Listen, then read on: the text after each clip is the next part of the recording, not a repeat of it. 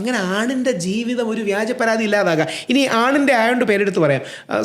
Bike ഓർമ്മയുണ്ടോയെന്നല്ല, പണ്ട് കേരളത്തിലെ ഏറ്റവും പ്രധാനപ്പെട്ട മാധ്യമപ്രവർത്തകരിൽ ഒരാളായിരുന്നു ഗൗരിദാസൻ നായർ, ദി ഹിന്ദു പത്രത്തിൻ്റെ എഡിറ്ററും മറ്റുമാർ. ഗൗരിദാസൻ നായർ സാർക്കെതിരെ ഇതേപോലൊരു ബ്ലോഗിൽ ഒരു പെൺകുട്ടി പേര് പറയാതെ വ്യാജമായിട്ടൊരു പരാതി അല്ലെങ്കിൽ പരാതി ഉന്നയിച്ചു. താഴെ കമൻറ്റ് സെക്ഷനിൽ വന്ന് വേറൊരു പെൺകുട്ടി എന്ന പേരുള്ള ഒരാളോ പറഞ്ഞു, ഇത് ഗൗരിദാസ് നായരല്ലേ. ദി ഹിന്ദു പോലെ ഇന്ത്യയിലെ ഏറ്റവും പ്രമുഖ പത്രത്തിൽ നിന്ന് പുള്ളിക്ക് VRS എടുക്കാൻ നിർബന്ധിതനായി. പുള്ളി അതിനുശേഷം എവിടെ ഒരു മീഡിയയിലോ സാധനങ്ങളിലോ ഒന്നും കാണില്ല. He receded into oblivion. ആ വ്യക്തിയുടെ കരിയർ ലൈഫ്, പുള്ളിക്കൊരു മകനില്ലേ, പുള്ളിയുടെ മകൻ്റെ സുഹൃത്താണ്, അങ്ങനെയാണ് കുറച്ചുകൂടി ഡീറ്റെയിൽസ് അറിയുന്നത്. പുള്ളിക്ക് വൈഫ്, മകൻ, ഈ വ്യാജ ആരോപണങ്ങളിൽപ്പെട്ട് ഇവർക്ക് ഫാമിലിയും കുടുംബവും ഇല്ലേ.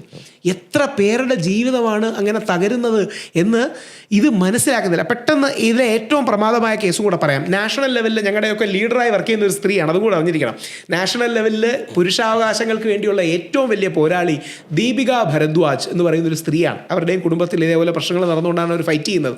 ഇതേപോലെ ഉത്തർപ്രദേശിലാണെന്ന് തോന്നുന്നു, ഉത്തർപ്രദേശിൽ നോർത്ത് ഇന്ത്യയിലാണ്, രാം തിവാരി എന്നൊരാൾക്ക് എതിരെ ഒരു കേസ് വന്നു. ഇയാൾ +2 പഠിക്കുന്നൊരു പെൺകുട്ടിയെ റേപ്പ് ചെയ്തു, പ്രഗ്നൻ്റ് ആക്കി, അബോർട്ട് ചെയ്യിച്ചു. 7 വർഷം, കൊറോണയുടെ കൂടെ കാലമാണ്, 7 വർഷം പുള്ളി ജയിലിൽ കിടന്നു. 7 വർഷത്തിന് ശേഷം കോടതി എന്ത് കണ്ടെത്തിയെന്നറിയാമോ? ഈ പെൺകുട്ടി റേപ്പ് ചെയ്യപ്പെട്ടിട്ടില്ല, പ്രഗ്നൻറ്റും ആയില്ല, അബോർട്ടും ചെയ്യപ്പെട്ടിട്ടില്ല.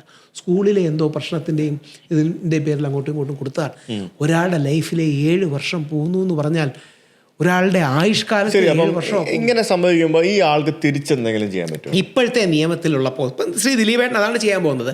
മലീഷ്യസ് പ്രോസിക്യൂഷൻ എന്ന് പറഞ്ഞൊരു വകുപ്പുണ്ട്. ആ മലീഷ്യസ് പ്രോസിക്യൂഷൻ വെച്ച് നമുക്ക് തിരിച്ച് കംപ്ലയിൻറ്റ് ചെയ്യാം. പക്ഷേ ജയിക്കാനുള്ള സാധ്യത കുറവാണ്. അത് വീണ്ടും അനന്തകാലം പോകും. ഒരാണിന് യഥാർത്ഥത്തിൽ സംഭവിക്കുന്നത് എന്താ അറിയോ? എങ്ങനെങ്കിലും ഇറങ്ങി കഴിയുമ്പോൾ ഭഗവാനെ ഒന്നും വേണ്ട, രക്ഷപ്പെട്ടല്ലോ എന്ന് പറഞ്ഞ് പോകും.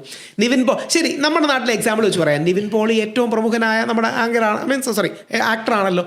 നിവിൻ പോളി DGPക്ക് പരാതി കൊടുത്തു, എനിക്കെതിരെ ഗൂഢാലോചനയാണെന്ന് പറഞ്ഞ് നിവിൻ പോളിക്കെതിരെ വ്യാജ പരാതി. എന്തെങ്കിലും ആക്ഷൻ ഉണ്ടായോ? ഒരാക്ഷൻ ഉണ്ടാവില്ല. നമ്മുടെ മുകേഷ് ഏട്ടനെതിരെ, അത് മുകേഷ് ഏട്ടനെ പോലെ നമ്മൾ ലാലേട്ടൻ്റെ ലെവലിൽ കാണുന്ന ഒരാളാണ് മുകേഷ് ഏട്ടൻ. മുകേഷ് ഏട്ടനെതിരെ 11 പേർക്ക് വ്യാജ പരാതി കൊടുത്തൊരു സ്ത്രീ ഇതേപോലെ വ്യാജ പരാതി വന്നു. പുള്ളി എത്രമാത്രം ആക്രമിച്ചു. ഇതിനൊരു അവസാനം വേണ്ടേ?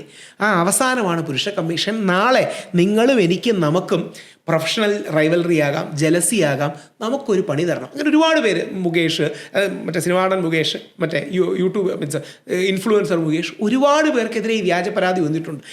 അവർക്ക് വ്യാജ പരാതി വരുമ്പോഴേ അവർക്ക് ഈ പൊള്ളലറിയും. ഇപ്പം നമ്മുടെ ഇതിൽ കൂടെ കൗതുകമുള്ള ഹണി റോസിൻ്റെയും, ഇപ്പം എനിക്ക് പറയാൻ കേട്ടോ, ആ കേസൊന്നും ഇല്ലാത്തതുകൊണ്ട് ഹണി റോസ്, റിനി പോലുള്ള ആൾക്കാർ, ഹണി റോസ് ബോബി ചെമ്മണ്ണൂരിൽ എനിക്കെതിരെ പരാതി കൊണ്ട് കൊടുത്തു.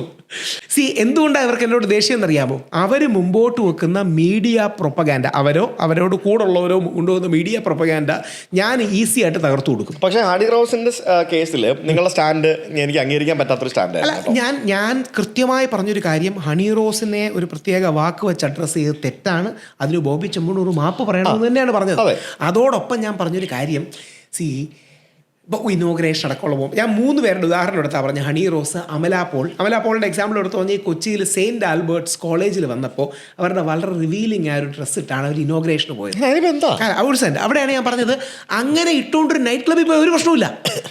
നേരെ തിരിച്ച് ഞാൻ ചോദിക്കട്ടെ, ഇപ്പം എല്ലാവർക്കും പെട്ടെന്ന് ന്യൂജന് മനസ്സിലാകുന്ന കാര്യം, നമ്മുടെ മറ്റേ ധാവണി ഉണ്ടല്ലോ, ഹാഫ് സാരിയും ധാവണിയും എടുത്ത് ഒരാൾ നൈറ്റ് ക്ലബ്ബിൽ വന്ന് എങ്ങനെ ഇരിക്കും? ആൾക്കാർ അരോചകമെന്നോ കൂവലോ ഉണ്ടാവും. അത് ഒക്കേഷണലല്ല, സിറ്റുവേഷണലല്ല, കോണ്ടെക്സ്ച്വൽ അല്ല.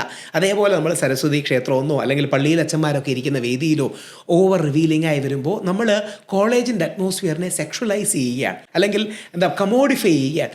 ആ കമോഡിഫിക്കേഷൻ പാടില്ല. ഇനി ഇതിനോട് യോജിക്കണമെന്നൊന്നും ഞാൻ പറയുന്നില്ല.